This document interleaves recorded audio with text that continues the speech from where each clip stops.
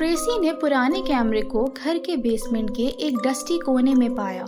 ये एक एंटीक था, एक पुराने दौर की निशानी जिसमें एक फेडेड लेदर स्ट्रैप और लेंस था जो धुंधली रोशनी में चमक रहा था।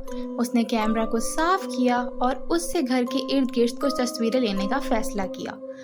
पहली कुछ तस्वीरें आम सी थीं, सामने का सहन, लिविंग रूम और उसकी बिल्ली जो उस वक्त धूप में सो रही थी।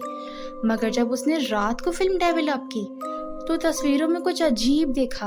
हर तस्वीर में एक सायानुमा शख्स बैकग्राउंड में खड़ा नजर आ रहा था जो उसे देख रहा था। तस्वीरें देखने पर ट्रेसी का दिल जोर जोर से धड़कने लगा। वो शख्स लंबा और धुंधला था, एक स्याह सिलवट जो नफरत से भरपूर लग रहा था। उसने इसे रोशनी का धोखा या फिल्म की कोई गलती समझकर भुला दिया। क्यूरोसिटी और थोड़ी सी घबराहट में ट्रेसी ने अगले दिन और तस्वीरें लीं। उसने किचन, बैकयार्ड और हॉलवे जो उसके बेडरूम तक जाता था उसकी तस्वीरें लेना शुरू की। जब उसने ये तस्वीरें डेवलप की तो उस शख्स को और करीब और ज्यादा वाज़ेह देखा। लगता था कि वो उसकी तरफ हाथ बढ़ा रहा है। उसने ये तस्वीरें अपने दोस्त जैक को दिखाई जो उस शाम उससे मिलने आया था। ये कैमरे का मसला लगता है, जैक ने कहा। चलो और तस्वीरें लेते हैं और देखते हैं कि अब क्या होता है। उन्होंने मिलकर घर के मुख्तलिफ हिस्सों की तस्वीरें ली। जब फिल्म डेवलप हुई तो जैक ने देखा और उसका सांस रुक गया। वो शख्स अब ट्रेसी के बिल्कुल पीछे था। उसका चेहरा गुस्से और मायूसी से भरपूर था। हमें इस कैमरे को छोड़ देना चाहिए, जैक ने जल्दी से कहा। ये नॉर्मल नहीं है।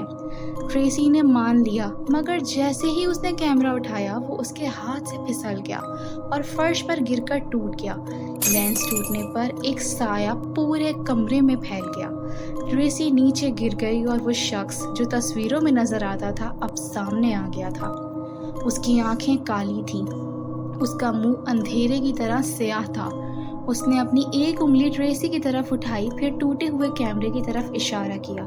तुमने मुझे आज़ाद कर दिया है, उसने हंसते हुए कहा। अब तुम मेरी जगह लोगी। इससे पहले कि ट्रेसी रिएक्ट कर पाती वो शख्स उस पर झपटा और सब कुछ अंधेरे में डूब गया। जब ट्रेसी की आंख खुली तो वो बेसमेंट में खड़ी थी। उसके हाथ में पुराना कैमरा था।